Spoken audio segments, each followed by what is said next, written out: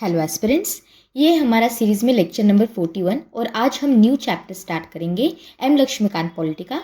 वो है प्रेसिडेंट। ये जो चैप्टर है वो इम्पॉर्टेंट है क्योंकि यूपीएससी में और अदर स्टेट पीसीएस के एग्जाम्स में इस पे क्वेश्चंस आते हैं। और आज का जो लेक्चर आपका होगा, यहाँ पे आपको ज़्यादा इन्फॉर्मेशन रिकॉल करने के बजाय कंसेप्ट्स को समझना बहुत ज़रूरी है, जिससे कि आपको किसी भी तरह से क्वेश्चन पूछे तो आप उसे आंसर कर सके। आज के लेक्चर में मैं आपको बहुत सिंपल एग्जाम्पल्स के साथ समझाऊंगी कंसेप्ट्स को, तो प्लीज़ आज का लेक्चर जो है ध्यान से सुनिएगा। और अगर आपको इस लेक्चर की या फिर प्रीवियस लेक्चर्स की भी पीडीएफ चाहिए तो इसे आप डाउनलोड कर सकते हो टेलीग्राम चैनल से। इसका लिंक मैं कमेंट सेक्शन में और डिस्क्रिप्शन बॉक्स में दे दूंगी, वहाँ से आप इसे देख सकते हो। और अगर आपको मेरा काम पसंद आता है तो please subscribe to the channel और आपके दोस्तों के साथ भी शेयर कीजिए, जिससे मेरा भी मोटिवेशन बढ़े। चलिए अभी हम लेक्चर को स्टार्ट करते हैं। देखिए, सबसे पहले इम्पॉर्टेंट बात क्या है जो आपको ध्यान में रखनी है। जब हम प्रेसिडेंट की बात करते हैं उससे पहले आपको एक टर्म समझनी बहुत ज़रूरी है। वो टर्म क्या है? वो टर्म है, यहाँ पे मैं लिखती हूँ, एग्जीक्यूटिव यूनियन एग्जीक्यूटिव।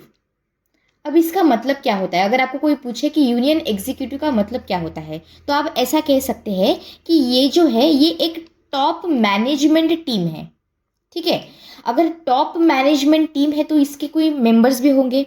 तो इस टॉप मैनेजमेंट टीम के या फिर यूनियन एग्जीक्यूटिव के जो मेंबर्स होते हैं वो एक तो होते हैं हमारे ऑनरेबल प्रेसिडेंट, इसके बाद यहाँ पे आते हैं हमारे वाइस प्रेसिडेंट ऑफ इंडिया, फिर यहाँ पे प्राइम मिनिस्टर होते हैं हमारे, यहाँ पे सीओएम यानी कि काउंसिल ऑफ मिनिस्टर्स होते हैं, और इसके साथ साथ हमारे अटॉर्नी जनरल ऑफ इंडिया भी होते हैं।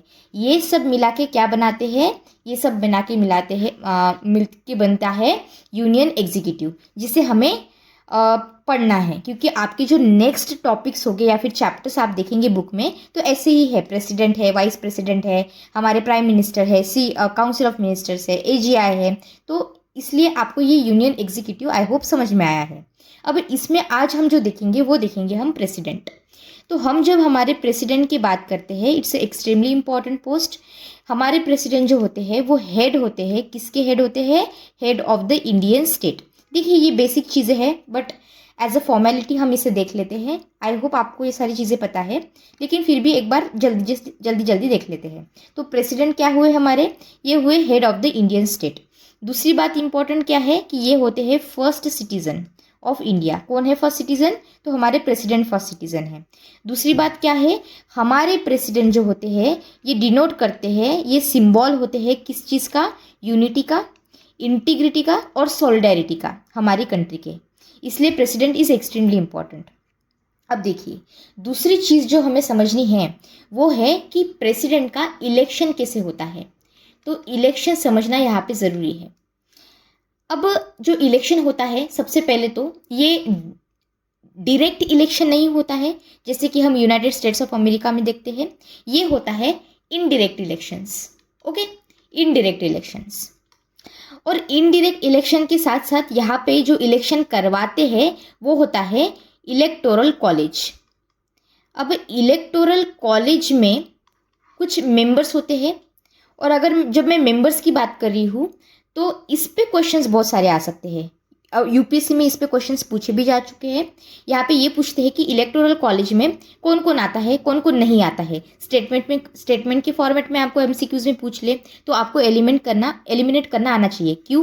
क्योंकि इलेक्टोरल कॉलेज ही है जो फाइनली इलेक्ट करेंगे इनडायरेक्टली हमारे प्रेसिडेंट को। ठीक है, तो ये है इनडायरेक्ट इलेक्शन, क्योंकि लोग जो है people of India is not directly electing our president. और इसके रीज़न भी है, ऐसा नहीं है कि बस ऐसे ही हो रहा है। देखिए, एक स्टोरी है, आपको वो स्टोरी बताती हूँ तो और अच्छे से समझ में आएगा। 1848 की बात है। लुइस नेपोलियन जो थे, इनको लोगों ने डायरेक्टली इलेक्ट किया था। ठीक है, तो ये डायरेक्ट इलेक्शन से इलेक्ट हुए थे, पर पैरेलली और यहाँ पे एक बॉडी थी जिसे हम कहेंगे फ्रेंच रिपब्लिक। तो फ्रेंच रिपब्लिक में भी लोगों ने यहाँ पे वोट करके यहाँ पे ये आए थे और ये रूल कर रहे थे। लेकिन इसके साथ साथ जैसे ही लुइस नेपोलियन को भी डायरेक्ट इलेक्शन से यहाँ पे वोट मिला तो इन्होंने क्या किया पता है? इन्होंने इन्हें ओवरथ्रो कर दिया, ये बोल के कि देखिए मुझे भी जो लोग हैं उन्होंने डायरेक्ट इलेक्ट किया है, तो मेरी भी यहाँ पे अथॉरिटी ज़्यादा बनती है। तो आप अब थोड़ा सा लॉजिक लगाइए। ऐसा नहीं हो सकता कि हमारे प्रेसिडेंट अगर डायरेक्टली इलेक्ट हो रहे हैं लोगों से, तो ये नहीं कह सकते पार्लियामेंट को कि भाई लोकसभा में जितने भी रिप्रेजेंटेटिव्स है लोगों के, जितने भी एमपीज है, मेंबर ऑफ पार्लियामेंट्स है, एमएलएज है, जिनको लोगों ने डायरेक्टली इलेक्ट किया है, वो तो यहाँ पे है, लेकिन मैं खुद भी तो डायरेक्टली इलेक्ट होके आया हूँ या फिर आई हूँ।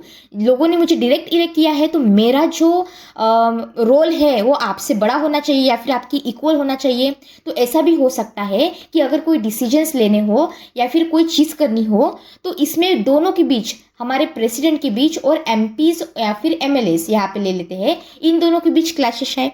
देखिए, मैं ये हाइपोथेटिकल सिनेरियो आपको इसलिए बता रही हूँ क्योंकि मैं आपको इम्पोर्टेंस बता सकूँ कि हमने इनडायरेक्ट इलेक्शन को क्यों ऑप्ट किया। देखिए, मल्टीपल रीजंस है, लेकिन ये एक उसमें एक one of the main reason है। ठीक है, तो हमें क्लैश अवॉइड करना था। कैसे क्लैश अवॉइड करना था ये समझ में आया आपको? This is one of the reason.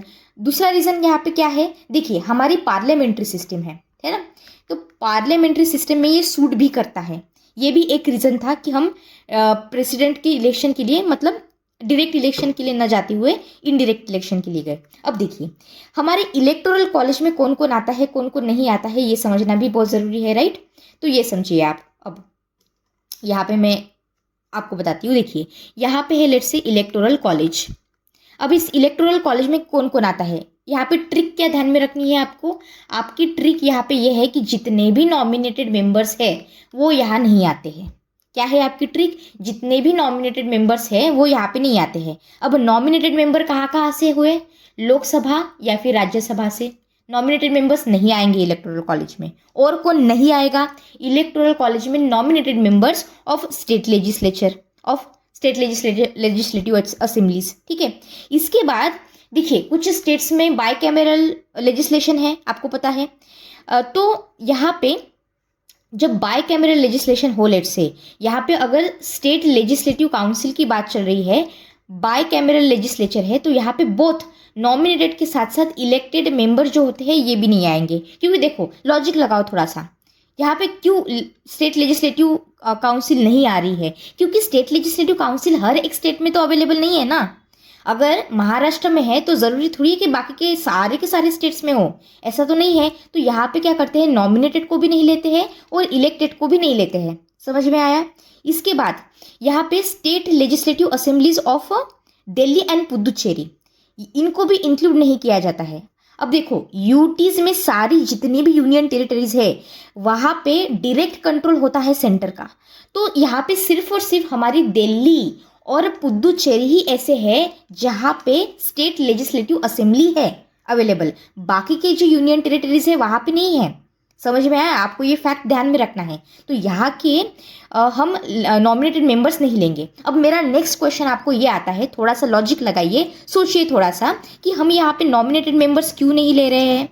देखिए, सोचिए, देखो, नॉमिनेटेड मेंबर्स है, इनको नॉमिनेट किया जा रहा है, यानी कि यहाँ पे हम जो है, we the people of India, citizens of India, हमारे जो रिप्रेजेंटेटिव्स है, मतलब कि एमपीज, मेंबर ऑफ पार्लियामेंट्स और एमएलएज, ये लोग रिस्पॉन्सिबल है डायरेक्टली इनडायरेक्टली इन लोगों को नॉमिनेट करने के लिए। समझ में आया? तो लोगों का यहाँ पे डायरेक्टली पार्टिसिपेशन है ही नहीं, तो यहाँ पे हो सकता है कि कुछ मिसयूज हो सकता है ना, हो सकता है। और यहाँ पे ये फेडरल स्ट्रक्चर को भी हार्म कर सकता है। तो ऐसे बहुत सारे रीजंस होते हैं, इसलिए हम क्या कर रहे हैं, नॉमिनेटेड मेंबर्स को नहीं ले रहे हैं। हम मिसयूज को अवॉइड करना चाहते हैं। यहाँ पे हम इंश्योर करना चाहते हैं कि जो लोगों का पार्टिसिपेशन है ये यहाँ पे बरकरार रहे। समझ में आया? यहाँ पे किसी भी तरह की पार्शलिटी ना हो। ठीक है, तो ये इस तरह से आप लॉजिक लगा सकते हो यहाँ पे। तो नॉमिनेटेड मेंबर्स तो यहाँ पे नहीं है, तो फिर है कौन यहाँ पे?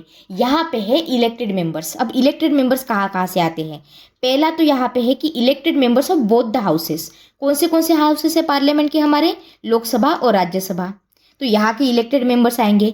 इसके साथ साथ elected members of legislative assemblies जितनी है वहाँ पे, इसके साथ साथ लेजिस्लेटिव असेंबलीज ऑफ यूटीज। अब मैंने आपको अभी बताया कि लेजिस्लेटिव असेंबली सारी यूनियन टेरिटरीज में नहीं होती है। कहाँ कहाँ पे है? दिल्ली में है और पुदुचेरी में है। तो यहाँ ये जो 2 यूनियन टेरिटरीज है, यहाँ के जो इलेक्टेड मेंबर्स है ये यहाँ पे इलेक्टोरल कॉलेज में आएंगे।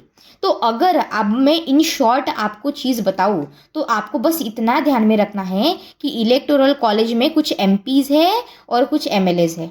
इतना भी समझ में आया तो भी बहुत है। इलेक्टोरल कॉलेज में क्या है, एमपीज़ है, एमएलएज है, जो कि लोगों ने यहाँ पे इलेक्ट करवाए थे। और ये जो रिप्रेजेंटेटिव्स है हमारे, ये जाके अब क्या करेंगे, प्रेसिडेंट का इलेक्शन कंडक्ट करेंगे। क्यों? क्योंकि ये मेंबर्स है इलेक्टोरल कॉलेज के। इतना समझ में आया। अब देखो यहाँ पे और एक टर्म आपको ध्यान में रखना है कि अगर हमारी असेंबली है, ये असेंबली डिसॉल्व हो जाती है इलेक्शन से पहले ही, तो फिर क्या होगा, तो यहाँ के जो मेंबर्स होंगे ये वोट नहीं कर पाएंगे। क्यों नहीं कर पाएंगे? क्योंकि भाई आपकी असेंबली डिसॉल्व हो चुकी है। तो अगर इलेक्शन पेंडिंग रहते भी है तो रहने दीजिए अब इसको पेंडिंग, कोई फ़र्क नहीं पड़ता। ये अब असेंबली डिसॉल्व हो गई है तो अभी इलेक्शन ये जो मेंबर्स है ये वोट नहीं करेंगे। इतना समझ में आया आपको? ठीक है। अब देखो जब आप एम लक्ष्मीकांत पढ़ेंगे तो वहाँ पे आपको कुछ फॉर्मूलाज आएंगे। वो फॉर्मूला पढ़ के आपको थोड़ा सा कन्फ्यूजन हो सकता है। वैसे उस पर क्वेश्चंस नहीं आते हैं, लेकिन स्टेटमेंट बेस्ड क्वेश्चन आ सकते हैं जो कि बेस्ड होता है ऑन योर अंडरस्टैंडिंग। तो यहाँ पे फॉर्मूला रट्टा मारने से अच्छा ये है कि हम समझे कि एग्जैक्टली हो क्या रहा है कंसेप्ट के साथ। अब दूसरा क्वेश्चन ये भी आता है कि हम फॉर्मूला यूज़ क्यों कर रहे हैं। तो फॉर्मूला हम इसलिए यूज़ कर रहे हैं क्योंकि हमको इंश्योर करना है हमारी कंट्री में यूनिफॉर्मिटी, इसके साथ साथ पैरिटी। अब पैरिटी का मतलब क्या होता है कि मतलब कि स्टेट ऑफ बीइंग इक्वल, हमको इक्वालिटी मेंटेन करना है। तो हम क्या कर रहे हैं, यूनिफॉर्मिटी मेंटेन कर रहे हैं अमंग डिफरेंट स्टेट्स। जैसे कि वोट ऑफ एमएलएस जो होते हैं, हम एमएलएस की जो वोट देखेंगे ये लिंक्ड होगा उनकी पॉपुलेशन के साथ साथ। और जो पैरिटी होगी ये होगी स्टेट्स और यूनियन टेरिटरीज के बीच। यानी कि हम क्या करेंगे, हम बैलेंस एस्टैब्लिश करने की कोशिश करेंगे किस किस के बीच, between the states MLAs, state के जो मेंबर ऑफ लेजिस्लेटिव असेंबलीज है उनके साथ साथ, और इसके साथ साथ एमपीज के बीच भी। तो इससे पता है क्या होगा, यहाँ पे हम मेंटेन करेंगे balance between the big and the small states. अब मैं आपको ये बहुत क्यों बता रही हूँ, क्योंकि यहाँ पे यूपीएससी में इस पे क्वेश्चन आ चुका है और ये कंसेप्ट समझना ज़रूरी है। पर ये मेंटेन कैसे हो रहा है balance between the small and big states, ये कैसे हो रहा है एग्जैक्टली ये मैं अभी आपको एग्जाम्पल के साथ समझाती हूँ, जिससे कि सारी की सारी चीज़ें आपकी क्लियर हो जाए। तो ये तो एग्जाम्पल आपको समझ में आ गया ना। अब देखो यहाँ पे मैं एग्जाम्पल देती हूँ with the help of numbers. अब देखो पहले हम देखते हैं MLAs, member of legislative assembly. इनका पहले फॉर्मूला देख लेते हैं, क्योंकि अब पेपर में आप इसमें पढ़ोगे तो पहले फॉर्मूला ही पढ़ोगे। फॉर्मूला क्या है इसका, अगर मुझे वोट पर एमएलए काउंट करना है, क्या करना है मुझे, वोट्स पर एमएलए, यहाँ पे वोट्स पर एमएलए मुझे काउंट करना है, तो मैं क्या करूँगी, सबसे पहले यहाँ पे न्यूमरेटर में ऊपर ले लूँगी पॉपुलेशन ऑफ स्टेट। कोई भी स्टेट हो सकता है, कोई भी स्टेट ले लो, तमिलनाडु ले लो, यूपी ले लो, बिहार ले लो, कोई भी ले लो। तो पॉपुलेशन ऑफ स्टेट आ गया। इसके बाद यहाँ पे मैं डिनोमिनेटर में क्या करूँगी, इलेक्टेड एमएलएज लूँगी, member of legislative assembly of that state. जो न्यूमरेटर में स्टेट लिया है वही उनके ही इलेक्टेड जो एमएलएज है वो यहाँ पे आएंगे। उसके साथ फिर मैं इसे मल्टीप्लाई कर दूंगी 1000 से। सिंपल है, कितना सिंपल फॉर्मूला है, समझ में आ गया आपको। वोट पर एमएलए निकालने के लिए मैंने क्या किया, पॉपुलेशन ली उस स्टेट की, उसको डिवाइड कर दिया elected members of that state और फिर उसको मल्टीप्लाई कर दिया 1000 से। ये हम क्या कर रहे हैं, एमएलए निकाल रहे हैं। इसके बाद हम ऐसे ही एमपीज भी निकालेंगे, इसका फॉर्मूला अलग है। लेकिन अभी एमएलए का पहले समझ लेते हैं। लेट्स से कि हम यहाँ पे लेते हैं उत्तर प्रदेश। अब अगर मैं पॉपुलेशन देखूँ, अब देखो मैं सेंसस अप्रोक्सीमेट नंबर ले रही हूँ समझने के लिए। सेंसस जो है वो मैं 1971 का लूँगी, ठीक है। 2011 का सेंसस नहीं है ये ध्यान में रखिए आप। तो यूपी का लेट्स से अप्रोक्सीमेट जो पॉपुलेशन है, यहाँ पे पॉपुलेशन लेनी है ना हमको स्टेट की, तो पॉपुलेशन यहाँ पे अप्रोक्सीमेट थी 8.38 करोड़, ठीक है, क्रोर्स। और यहाँ पे जो एमएलएस थे, देखो यहाँ पे डिनोमिनेटर में एमएलए लेना है, तो एमएलएस जो थे यहाँ पे नंबर ऑफ एमएलएस वो थे 403, एग्जाम्पल के लिए बता रही हूँ। तो अब ना ये वैल्यू जो है ये फॉर्मूला में डाल देते हैं। हमको क्या कैलकुलेट करना है, एमएलए की वोट वैल्यू। तो यहाँ पे इज इक्वल टू, यहाँ पे क्या आएगा, ये 8.38, ये देखो यहाँ पे 1 2 3 4 5, ठीक है, ये यहाँ पे आ गए 1.38 करोड़ यहाँ पे ऊपर लिख लिया हमने। अब इसके नीचे यहाँ पे इलेक्टेड एमएलएस ये कितने थे, 403, तो यहाँ पे मैं 403 लिख लूँगी। और फिर हमें यहाँ पे किससे मल्टीप्लाई करना था, 1000 से मल्टीप्लाई करना था, तो यहाँ पे मैंने 1000 से मल्टीप्लाई कर दिया। ये आप सिंपल मल्टीप्लिकेशन कर लीजिए, ये इसकी अप्रॉक्सीमेट वैल्यू कितनी आएगी, 203 के लेट्स से अराउंड आ गई। तो मतलब यहाँ पे क्या हुआ, यहाँ पे ईच एमएलए, जितने भी यूपी के एमएलए की वोट वैल्यू है ये 203 या फिर 208 ऐसे कुछ आएगा, ठीक है। तो ये यहाँ पे आ गया नंबर, कुछ एक नंबर आया है, इतना समझ में आया यहाँ तक, ठीक है। अब ध्यान से सुनो, अब मैं इसके बाद क्या करूँगी, इस 208 को जो कि एमएलए की पर वैल्यू निकली है, एमएलए की वोट वैल्यू, इसको मैं मल्टीप्लाई कर दूंगी 403 से। समझ में आया। अब यहाँ पे 403 क्या थे, ये एमएलएस थे यूपी के। अब इन दोनों का मैं मल्टीप्लिकेशन कर दूंगी, कुछ नंबर आएगा, लेट्स से 83824 ऐसा कुछ नंबर आया है। अब ये जो नंबर हुआ ये मेरे लिए इम्पोर्टेंट है, समझ में आया। तो हम इसको नंबर 1 दे देते हैं। अब ये तो यूपी का एग्जाम्पल हो गया। अब सेम टू सेम हम क्या करेंगे, हम सिक्किम का एक एग्जाम्पल लेते हैं। देखो मैं ये क्यों एग्जाम्पल ले रही हूँ, समझाती हूँ आपको, एक कंसेप्ट आपको समझाना है इसलिए बता रही हूँ। अब सिक्किम का पॉपुलेशन ले लो, कितना है, अप्रॉक्सीमेट 0.29 लाख है, करोड़ नहीं है, लाख में है, ठीक है, लेट्स से। अब एमएलएज यहाँ पे कितने हैं, एमएलएज लेट्स से यहाँ पे है 32। तो फिर हम क्या करेंगे, ये यहाँ पे ऊपर न्यूमरेटर में नंबर ले लेंगे, इसको क्या करेंगे, एमएलएस की नंबर यहाँ पे लेके 1000 से इसे मल्टीप्लाई कर देंगे। फिर यहाँ पे अप्रॉक्सीमेट जो नंबर आएगा वो यहाँ पे लेट्स से 7 आया। फिर मैं क्या करूँगी, इससे 7 को मल्टीप्लाई कर लूँगी जितने नंबर ऑफ एमएलएस थे उनसे, तो 7 × 32 कर दूँगी, ये कितना आएगा, 224, ठीक है।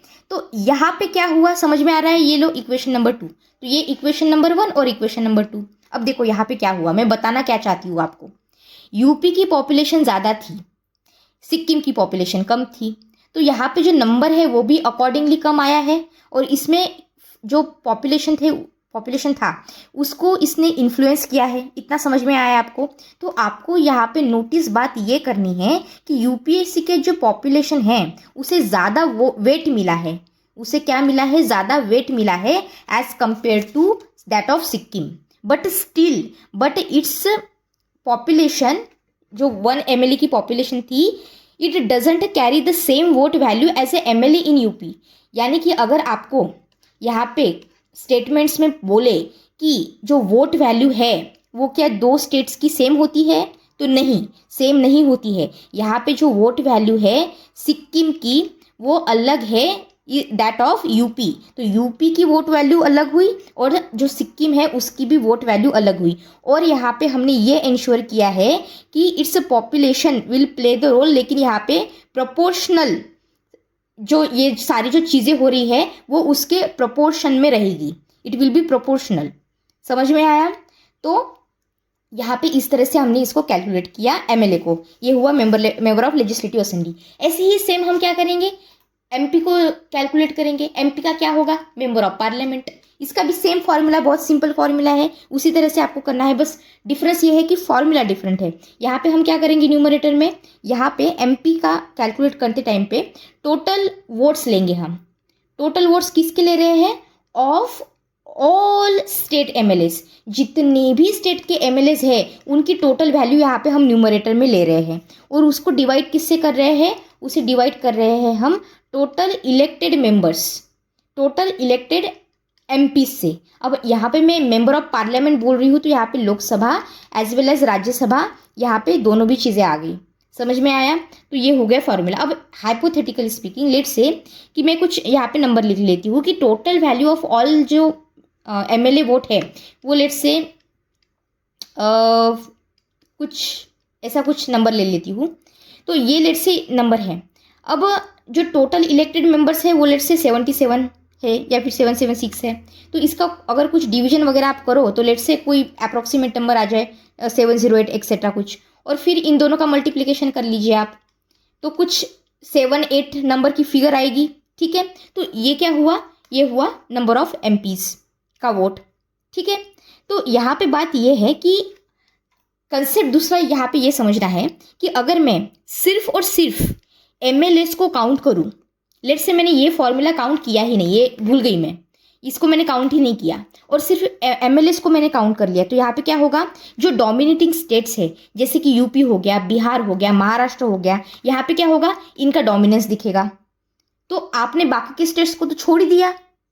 समझ में आया? तो यहाँ पे फेडरलिज्म को अफेक्ट नहीं हुआ, फेडरलिज्म तो यहाँ पे अफेक्ट हुआ ना। यहाँ पे आप यूनिफॉर्मिटी कैसे इंश्योर करोगे फिर? इसके साथ साथ लेट्स से कि मैंने ये एमएलएस को काउंट ही नहीं किया और सिर्फ मैंने एमपीज को ही साथ में ले लिया, सिर्फ एमपीज को काउंट किया, तो फिर क्या होगा, यहाँ पे फिर यूनियन का दबदबा रहेगा, यहाँ पे पार्लियामेंट की मेजोरिटी रहेगी, तो हम तो फिर स्टेट्स को पूरी तरह से इग्नोर कर देंगे, स्टेट के वोट्स को हम इंपॉर्टेंस ही नहीं देंगे। तो इसलिए देयरफॉर जो टोटल वैल्यू होती है, सबसे इंपॉर्टेंट हमारा क्या पॉइंट है, जो टोटल वैल्यू है ऑफ ऑल एमपीज, ये इक्वल होनी चाहिए total value of all MLAs. तो एमपी की value is equal to MLA. हम यहाँ पे बैलेंस इस्टेब्लिश करने की कोशिश कर रहे हैं, यहाँ पे हम कोशिश कर रहे हैं कि फेडरलिज्म यहाँ पे सही से रहे, बैलेंस इस्टेब्लिश हो। समझ में आया? तो इसलिए इट्स इम्पॉर्टेंट। तो कॉम्प्लेक्स लग सकती है फॉर्मूलाज एक्सेट्रा, लेकिन उसका अपना अपना एक इम्पॉर्टेंस है, अपना एक रोल है जो वो क्या कर रहे हैं, प्ले कर रहे हैं। अब देखो यहाँ पे हमने एमपी और एमएलए का वोट तो काउंट कर लिया। अब यहाँ पे जल्दी से देख लेते हैं कि जो वोटिंग सिस्टम है, वोटिंग सिस्टम यहाँ पे जो यूज हुई है वो कैसी है। इसको मैं बहुत सिंपल वे में समझाऊंगी, लेकिन अभी के लिए ये देखो। सबसे पहली बात तो ये है, हम यूज करते हैं proportional representation by the single transferable vote. ये क्या होता है बताती हूँ, लेकिन अभी इस बस वर्ड्स को सुन लो। Proportional representation by the single transferable vote और वाया सिंगल ट्रांसफरेबल वोट। इसके बाद क्या होता है, यहाँ पे सीक्रेट बैलेट का यूज होता है वोटिंग करने के लिए, और जितने भी वोटर्स है, each voter gets one ballot paper. जितने भी, अब हमने देखा ना इलेक्टोरल कॉलेज में कुछ एमपीज है, कुछ एमएलएज है, इन्होंने सबने मिला के इलेक्टोरल कॉलेज बनाया है। अब ये जाके क्या करेंगे, ये जाके प्रेसिडेंट का इलेक्शन करेंगे, तो हर एक मेंबर को क्या करेंगे, हम एक बैलेट पेपर देंगे, ठीक है। और वो क्या करेंगे, उस बैलेट पेपर पे अपना प्रेफरेंस देंगे, first preference, second preference, third preference, fourth preference, ऐसे कुछ। और इसके साथ साथ क्या करेंगे, काउंटिंग स्टार्ट होगी राउंड्स में, फर्स्ट राउंड, सेकंड राउंड। ये कैसा होता है ये भी बताती हूँ, पर अभी के लिए बस बेसिक समझ लो, ठीक है। यहाँ पे मैंडेटरी है कि आपको फर्स्ट जो प्रेफरेंस है ये देना ही पड़ेगा, ठीक है। और लेट्स से कि इलेक्टोरल कॉलेज की वैकेंसीज जो है, ये वैकेंसीज पूरी तरह से फुलफिल नहीं हुई तो भी इसे हम इनवैलिड घोषित नहीं करेंगे, ठीक है। ये हम आगे भी देखेंगे, लेकिन अभी के लिए इतना समझ लीजिए। अब देखो यहाँ पे क्या होता है, हाउ इट वर्क्स, ये समझना आप ज़रूरी है। अब इसे ना मैं क्या करूँगी, आपको एग्जाम्पल के साथ समझाती हूँ, जिससे कि आपको और अच्छे से समझ में आ जाए। देखिए यहाँ पे ब्लैंक पेज यहाँ पे ले लेती हूँ मैं। अब देखो यहाँ पे क्या हो रहा है, हम देख रहे हैं इंडियन प्रेसिडेंशियल सिस्टम, और यहाँ पे हमको कंसेप्ट समझना है जिसे हम कहते हैं सिंगल ट्रांसफरेबल वोट सिस्टम। क्या देखना है हमें, सिंगल ट्रांसफरेबल वोट सिस्टम। अब देखो मैंने कहा था आपको कि लेट्स से कि इलेक्टोरल कॉलेज है यहाँ पे। अब इलेक्टोरल कॉलेज में एमपीज है और एमएलएज है, और इनको हमने क्या कर दिया, हमने इनको बैलेट पेपर दे दिया, ठीक है। और इस पे अब ये क्या करेंगे, ये देंगे प्रेफरेंस। अब देखो हाइपोथेटिकली स्पीकिंग, प्रेसिडेंट की इलेक्शन के लिए 4 कैंडिडेट यहाँ पे है, ये 1, 2, 3 और 4 कैंडिडेट, ठीक है। यहाँ पे मैं लिख लेती हूँ, ये ए कैंडिडेट है, ये बी कैंडिडेट है, ये सी कैंडिडेट है और ये डी कैंडिडेट है, ठीक है। अब क्या होगा, इनको प्रेफरेंस दिया जाएगा और इनको मिलेंगे टोटल वोट्स। क्या मिलेंगे यहाँ पे इनको, टोटल वोट्स। अब let's say hypothetically speaking, number A को, जो ए कैंडिडेट थे, इनको मिले 5250। मैं रैंडम नंबर्स लिख रही हूँ, यहाँ पे ज़्यादा सोचिए मत, आपको नंबर ध्यान में रखने की ज़रूरत नहीं है, आपको समझ में आए इसलिए मैं बस एक रैंडम एग्जाम्पल्स दे रही हूँ। तो यहाँ पे मैंने कुछ नंबर्स लिखे हैं, तो लेट्स से कि ए को इनके इतने नंबर मिले, टोटल वोट्स मिले, बी को इतने टोटल वोट्स मिले, सी को इतने टोटल वोट्स मिले, डी को इतने टोटल वोट्स मिले, ठीक है। ए को यहाँ पे अभी के लिए ए को सबसे ज़्यादा वोट्स मिले हैं। अगर मैं इसका टोटल करूँ तो लेट्स से यहाँ पे अप्रॉक्सीमेट 50,000 टोटल वोट आ रहे हैं, ठीक है। तो अब with help of a formula मैं क्या कैलकुलेट करूँगी। देखो कोटा का फॉर्मूला का क्या होता है, कोटा हमको समझना ज़रूरी है। कोटा क्या होता है, यहाँ पे मैं न्यूमरेटर में हम लेते हैं वैलिड जितने भी वोट पोल्स होते हैं वो होते हैं, और जो डिनोमिनेटर होता है यहाँ पे होते हैं number of candidates to be elected. ये फॉर्मूला है, प्लस यहाँ पे हम 1 करते हैं और यहाँ पे भी 1 करते हैं, ये एक फॉर्मूला है। अब वो सब छोड़ो, इतना अगर आपको नहीं समझ में आया तो बस यहाँ पे ध्यान में रखो with the help of example कि यहाँ पे मेरे 15,000 आए सारे नंबर्स। तो यहाँ पे मैं क्या करूँगी, 15,000 को मैं डिवाइडेड बाय 2 करूँगी और यहाँ पे +1 अकॉर्डिंग टू द फॉर्मूला। तो यहाँ पे ये अप्रोक्सीमेट नंबर आएगा 7,501। ये हो गया लेट्स से फर्स्ट चीज़। अब देखो एक दूसरी इंपॉर्टेंट चीज़ मैं आपको बताना भूल गई कि ये जो सिंगल ट्रांसफरेबल वोट सिस्टम है ये आता है अंडर आर्टिकल नंबर 52 क्लॉज 3, ठीक, 55, I am so sorry, 55, article number 55 clause 3 के अंडर ये सिंगल ट्रांसफरेबल वोट सिस्टम हम देख रहे हैं। ठीक है, अब यहाँ पे हमने ये देख लिया। अब हो सकता है कि फर्स्ट राउंड में हमें जो कैंडिडेट है इनको ये कोटा फुलफिल ना कर पाए, हो सकता है। तो ऐसे समय में हम क्या करेंगे, हम सेकंड राउंड में जाएंगे। ठीक है, तो फर्स्ट राउंड में कोटा फुलफिल नहीं हुआ, हमें समझ में नहीं आया कि कौन प्रेसिडेंट बन सकता है क्योंकि उन्होंने कोटा को फुलफिल नहीं किया है, तो हम सेकंड राउंड के लिए जा रहे हैं। अब सेकंड राउंड में क्या होता है ये समझना ज़रूरी है। तो सेकंड राउंड में क्या होता है ये देखो, ABCD के नंबर्स आपको यहाँ पे ध्यान में है। ये देखो यहाँ पे A को सबसे ज़्यादा नंबर मिले हैं लेकिन जो D है यहाँ पे D को सबसे कम मिले हैं। तो हम क्या करेंगे, D को यहाँ पे एलिमिनेट कर देंगे क्योंकि उनको सबसे कम यहाँ पे वो टोटल वोट्स मिले थे।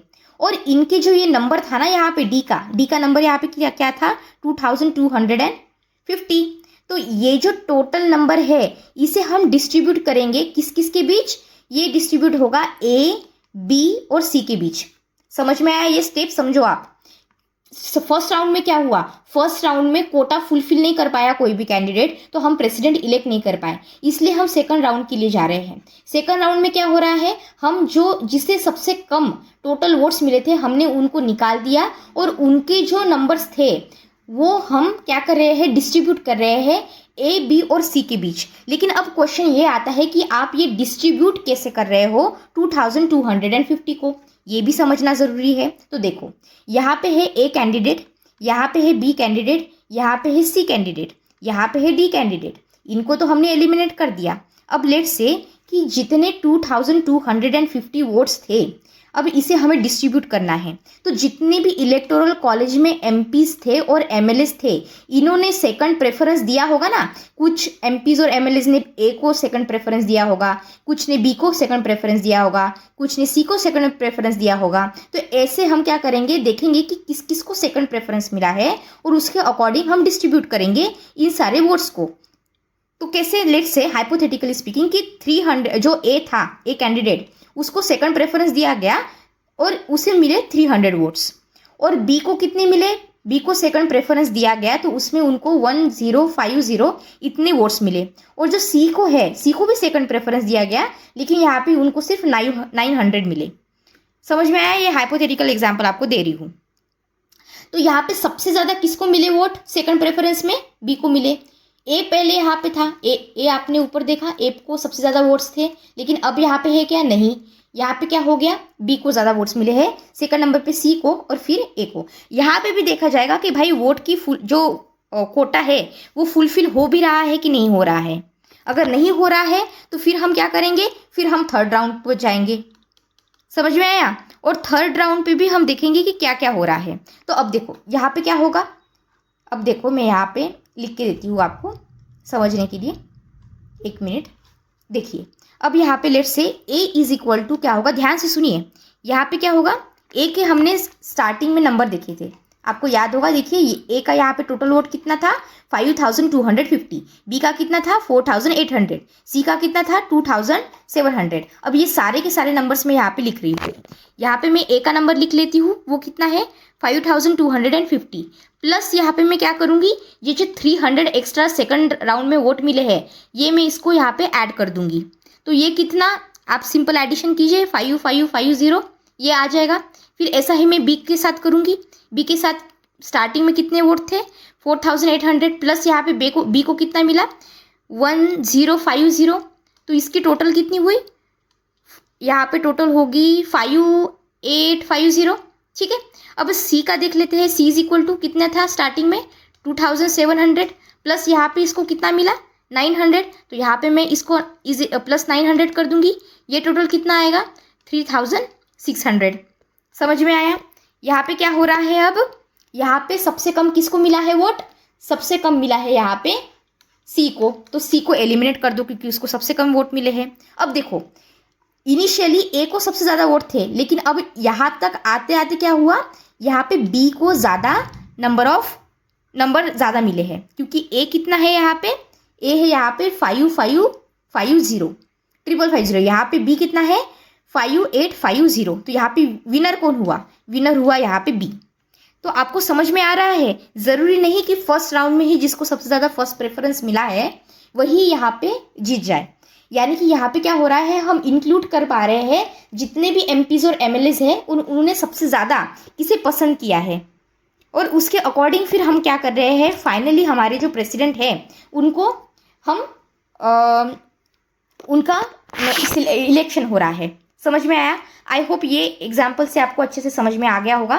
थोड़ा सा कॉम्प्लिकेटेड लग सकता है, लेकिन जब आप डायरेक्टली नोट्स पढ़ेंगे तो आपको इतनी सारी चीज़ें समझने की ज़रूरत नहीं पड़ेगी। नंबर्स भी आपको याद नहीं रखने हैं। नंबर्स मैंने आपको क्यों बताया? क्योंकि मैं चाहती थी कि आप सारी चीज़ों को बहुत अच्छे से समझ सको, ठीक है? क्योंकि आप जब फॉर्मूलाज पढ़ते हो ना, तो फॉर्मूला पढ़ते समय आपको चीज़ें समझ में नहीं आती है, इसलिए मैंने आपको ये सारी चीज़ें बताई। अब देखिए यहाँ पे क्या है, आगे बढ़ने से पहले मैं आपको एक छोटा सा कंसेप्ट समझाना चाहती हूँ, वो है रोल ऑफ सुप्रीम कोर्ट। कि अगर जब प्रेसिडेंट के हमारे इलेक्शन हो रहे हैं तब यहाँ पे क्या होता है, रोल ऑफ सुप्रीम कोर्ट। तो यहाँ पे देखिए, मैं आपको शॉर्ट में बता देती हूँ। देखिए, लेट्स से यहाँ पे इलेक्शन हुआ हमारे प्रेसिडेंट का। अब इलेक्शन होते टाइम पे क्या हो गया कि थोड़ा सा प्रॉब्लम आ गया। सब बोल रहे हैं, मतलब कुछ लोग ये बोल रहे हैं कि जो प्रेसिडेंट का इलेक्शन आपने कंडक्ट किया है ये थोड़ा सा डिस्प्यूटेड है, इट इज़ अ डिस्प्यूटेड। और हम क्या चाहते हैं, हम सुप्रीम कोर्ट के पास जाना चाहते हैं, और सुप्रीम कोर्ट यहाँ पे अब डिसाइड करे कि भाई ये जो इलेक्शन हुआ है ये सही से हुआ है कि नहीं हुआ है। तो यहाँ पे आपको ये ध्यान में रखना है कि हाँ, जो हमारे ऑनरेबल सुप्रीम कोर्ट होते हैं इनका पूरा हाथ होता है, ये डिसाइड करेंगे कि भाई आपने जो इलेक्शन ये लिया है ये डिस्प्यूटेड है या नहीं है। और अगर हमारे ऑनरेबल सुप्रीम कोर्ट कोई डिसीजन देते हैं तो ये जो डिसीजन होगा ये बाइंडिंग होगा, और इस डिसीजन पे आप लोग इस डिसीजन के पास फिर आप कुछ नहीं कर सकते। ये फाइनल डिसीजन है और ये बाइंडिंग डिसीजन होगा। दूसरी बात क्या है, अगर इलेक्टोरल कॉलेज इनकम्प्लीट भी है, मैंने आपको पहले भी बताया इलेक्टोरल कॉलेज में एमपीज है एमएलएज है, लेट्स से कि इसकी वैकेंसीज पूरी तरह से फुलफिल नहीं हुई, फिर भी हम इससे इनवैलिड डिक्लेयर नहीं करेंगे। समझ में आया? Election can not be challenged. अगर यहाँ पे वैकेंसीज फुलफिल नहीं हुई है तो हम आप कोर्ट में नहीं जा सकते ये बोल के कि सर देखिए ये जो इलेक्टोरल कॉलेज है इसकी तो वैकेंसीज पूरी फुलफिल हुई नहीं थी, तो आप इसको इनवैलिड डिक्लेयर कर दो। ऐसे नहीं चलेगा। मतलब अगर पूरी वैकेंसीज नहीं है फिर भी इलेक्शन सही से होंगे और इलेक्शन वैलिड ही होंगे। समझ में आया? और ये दिया गया है अंडर आर्टिकल नंबर 71 क्लॉज 4 में। अब देखो, अगर सुप्रीम कोर्ट, हमारे ऑनरेबल सुप्रीम कोर्ट ये कहते हैं कि जो इलेक्शन है ये वॉइड है, यानी कि ये ठीक नहीं है, तो हो सकता है ना कि लेट्स से कि इलेक्शन हो गए, प्रेसिडेंट जो है हमारे वो इलेक्ट होके आ गए। अब इन्होंने उस टर्म में कुछ डिसीजंस लिए और फिर उसके बाद सुप्रीम कोर्ट का डिसीजन आ गया कि नहीं भाई, आपने इस टाइम पे जो प्रेसिडेंट की इलेक्शन लिए थे ये गलत थे, हम इसको इनवैलिडेट डिक्लेयर करते हैं, ये सही नहीं है। तो अगर उस टाइम पे ये डिसीजन आने से पहले अगर हमारे प्रेसिडेंट जी ने कुछ एक्ट्स वगैरह पास किए होंगे, कुछ डिसीजंस लिए होंगे, जजमेंट लिए होंगे, तो ये वैलिड ही रहेंगे। अगर प्रेसिडेंट को इनवैलिड डिक्लेयर किया जा रहा है आफ्टर सम टाइम, इसका मतलब ये नहीं है कि उन्होंने पहले जो डिसीजन लिए थे इसको हम इनवैलिड बोल देंगे, ये वैलिड ही रहेंगे। समझ में आया आपको? ठीक है। अब देखो, सबसे इम्पोर्टेंट बात यह है समझना कि हम इनडायरेक्ट इलेक्शन क्यों ले रहे हैं, हमने इनडायरेक्ट इलेक्शन क्यों ऑप्ट किया। मैंने स्टार्टिंग में भी आपको लेक्चर के बताया था कि हमने इनडायरेक्ट इलेक्शन को क्यों ऑप्ट किया। पहली बात तो ये है कि ये पार्लियामेंट्री सिस्टम को, जो हमारी पार्लियामेंट्री सिस्टम है, इसे ये वैलिडेट कर रहा था, फिट हो रहा था अच्छे से। डायरेक्ट इलेक्शन होते तो ये क्लैश हो जाता, स्टार्टिंग में मैंने आपको बताया।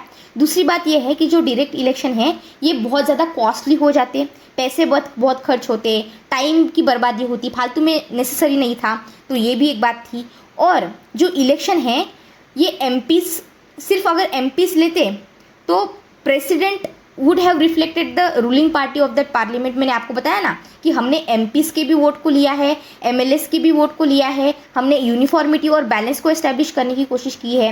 मैंने बताया था अगर एमपीज को ही काउंट करते तो एमएलएस और जो स्टेट है वो इग्नोर हो जाते और यहाँ पे थोड़ा सा रूलिंग पार्टी का इन्फ्लुएंस दिखता। और हमारे प्रेसिडेंट की पोस्ट इतनी इंपॉर्टेंट है, आप ही बताओ कि अगर प्रेसिडेंट जो मेजोरिटी जो मतलब गवर्नमेंट में मेजॉरिटी है पॉलिटिकल पार्टी की, अगर उससे इन्फ्लुएंस है तो क्या फ़ायदा इतनी इंपॉर्टेंट पोस्टिंग का, समझ रहे हो आप। तो हमारे जो प्रेसिडेंट है ये इन्फ्लुएंस तो नहीं होने चाहिए ना किसी मेजॉरिटी पार्टी से, तो ये भी इम्पॉर्टेंट है।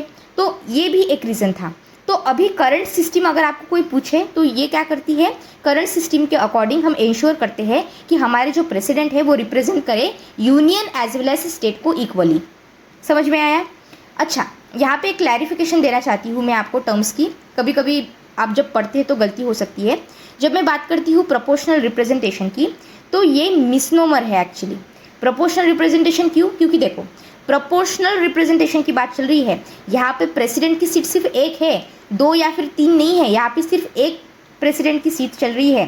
प्रोपोर्शनल रिप्रेजेंटेशन मतलब क्या कि आप हम प्रोपोर्शनल के अकॉर्डिंग, प्रोपोर्शन के अकॉर्डिंग आप रिप्रेजेंटेशन दे रहे हो, यानी कि स्टेट्स 1-2 से ज़्यादा या फिर 1 से ज़्यादा लोगों को उसके प्रपोर्शन के अकॉर्डिंग यहाँ पे सीट्स मिलेगी। लेकिन यहाँ पे ऐसे कोई चीज़ हो नहीं रहा है, यहाँ पे सिर्फ हम एक ही सीट के लिए काम कर रहे हैं। तो हमें प्रोपोर्शनल रिप्रेजेंटेशन के बजाय दूसरा वर्ड यूज़ करना चाहिए बेटर, जिसे हम कहते हैं प्रेफरेंशियल या फिर अल्टरनेटिव वोटिंग सिस्टम।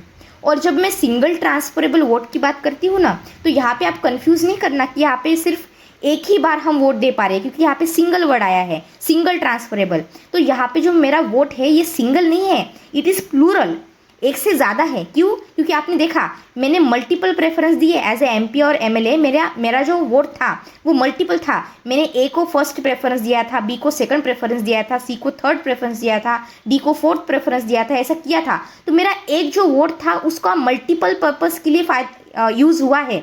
समझ में आया। तो सिंगल ट्रांसफरेबल वोट मतलब एक वोट नहीं मिल रहा है, इसका जो रोल है ये प्लूरल है।